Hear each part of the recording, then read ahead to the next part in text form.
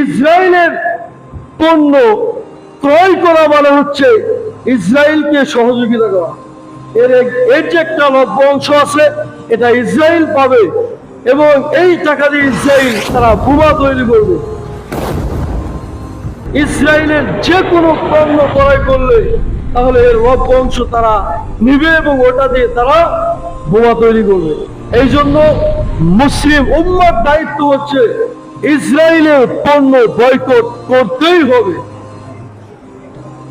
ইসরায়েলের পণ্য বয়কট করার ব্যাপারে এর পূর্বে অনেক আলোচনা হয়েছে, অনেক নিষেধ করা হয়েছে।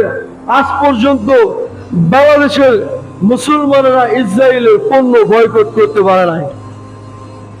কিন্তু এখন অবশ্যই প্রত্যেকটা মুসলমানকে ইসরায়েলের পণ্য বয়কট করতে হবে।